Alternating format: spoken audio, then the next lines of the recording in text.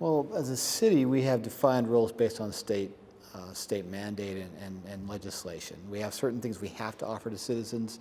As a city, we created a healthy living environment for our residents in this city. And in our case, as a capital city, we also create a healthy business environment, a healthy entertainment environment for folks who are visiting. Our population doubles every day, at least before COVID. And so we have both our citizens, we have the wider community and the Wasatch Front and the state of Utah. We have a lot of things involved in who we are as a city and what we do. Homelessness is very similar in that way. We do have homeless individuals who are part of our citizenry, who grew up here in the city, who were born here potentially, who have worked here, and for a variety of reasons become homeless. We also have folks who grew up elsewhere, and through life circumstances and their journeys ended up here, like a lot of other people do in this state, in this region. And so that's not remarkable. What is remarkable is the fact that for so long we took for granted, perhaps, that we had a large homeless population that was being served by somebody else. And through a number of changes in the system, which are good overall, it also exposed some gaps in our system. And the system is bigger than the city, but the city is the place where it's really become evident for a lot of folks that there's not enough beds for people right now. And it's a hard thing as an individual to really think about that there's individuals, adults, children, who literally have no place to sleep at night that's their own, or that's meant for human habitation. If you think about that too deeply, it really gets to the core of who we are individually and as a society. And that's a hard thing to sit with. So I understand the discomfort. It's also hard to watch folks who are dealing with mental illness or substance use issues, age-related issues increasingly in the homeless population, and watch how much that's a struggle is and see that very openly on the streets. It's one thing if you know what's happening in somebody's house and you have sympathy and help out your neighbors and things, or family members in those situations, and you have an emotional connection to them. It's also a different thing to see that so exposed on the street for folks just like us. And so it's hard to sit with that. It's hard to watch it. It's hard to come downtown sometimes and experience the byproduct of mental illness in folks outside your residence, outside your business, on the streets when you're walking around, on tracks, wherever it might be. That's difficult. We understand that. It's also something we have to address.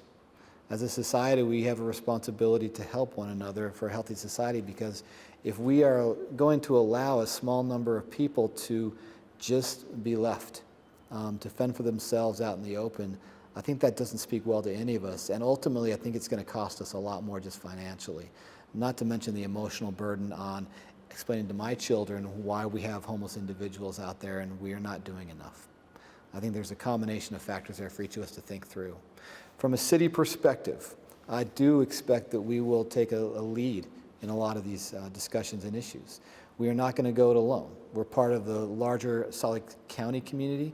The Salt Lake Valley Coalition to End Homelessness is the local homeless coordinating council here in the county, one of 13 in the state. We will report as a group up to the State Homeless Council, and Wayne Niederhauser is the executive, the coordinator at that level. And there's a State Homeless Council that will make ultimate funding decisions for the state and address as a statewide issue a plan to end homelessness. So we're going to be part of that system. We're going to involve it and speak to those issues, but we're also going to take a larger role perhaps than maybe other cities might, just by the nature of being the capital city. We have more resources in some ways. We have a bigger investment because so many folks are homeless here in our city. And so we're going to drive some policy. We're going to inform a lot of that through our data. We're also going to take, I think, a big role we have in the past and will continue to take a big role in the housing creation, because ultimately homelessness is about a lack of housing or affordable housing. And it addresses not just folks we see on the street, but larger numbers of people just under the surface, so to speak, who are temporarily housed, inconsistently housed, or based on market fluctuations may become unhoused very quickly. And so we have to, as a city, maybe do a little more on the housing front. We've done a lot and we continue to do more. And then also help serve as a example perhaps of how we can do that on a larger scale in the county and the state. Well, the first thing I would do is get involved in the coalition, the Salt Lake Valley Coalition to End Homelessness. That is an organization that's been set up as a true coalition of a lot of partners. There are business folk there are providers of services in the system, there are political leaders, there are citizens, there are youth at times, there are educators, there's everybody involved in that. That is a place where everyone's voice should be heard. There are folks who are formerly unsheltered or unsheltered now. Everyone should be at that place because that's where we come together with that large plan that everyone can be involved in. All of us are going to help execute that plan. So I'd start there. The second piece is I would make sure that we're aware of what's going on in your neighborhood. We know a lot of things happening, but things shift so quickly in the city, particularly in the summertime right now.